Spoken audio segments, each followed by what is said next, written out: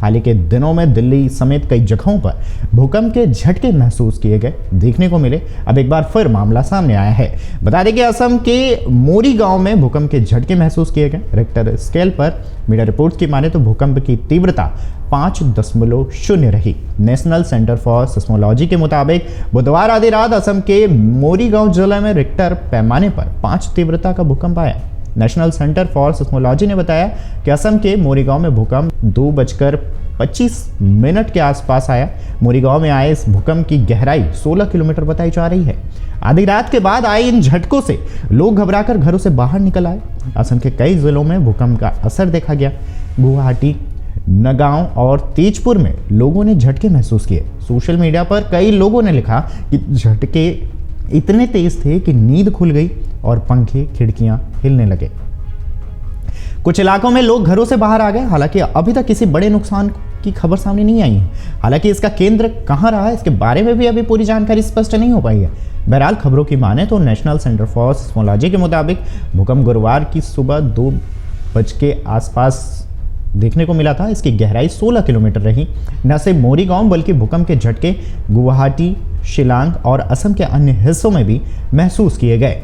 इलाकों में भूकंप के झटके महसूस होने के बाद लोग घबरा गए और अपने अपने घरों से बाहर आ गए। हालांकि इसके चलते किसी प्रकार के नुकसान की कोई जानकारी सामने नहीं आई है।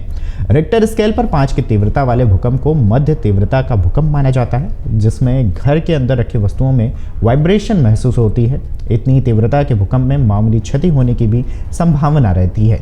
असम में इसके पहले जनवरी में भूकंप के झटके महसूस किए गए थे, जिसकी तीव्रता रिक्टर स्केल पर 4.8 मापी गई थी। हालांकि ये भूकंप के झटके हल्के रहे थे, लेकिन लोग दहशत में आ गए थे।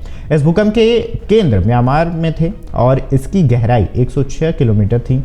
वहीं इससे पहले दिल्ली एनसीआर में भी सवेरे इसी तरह भूकंप के झटके महसूस किए गए थे। भूकंप सवेरे 5:00 के आसपास भारत सरकार के पृथ्वी विज्ञान मंत्रालय के तहत भूकंप के रिकॉर्ड करने वाली संस्थान नेशनल सेंटर फॉर सिस्मोलॉजी के मुताबिक इसकी तीव्रता 4.0 मापी गई थी।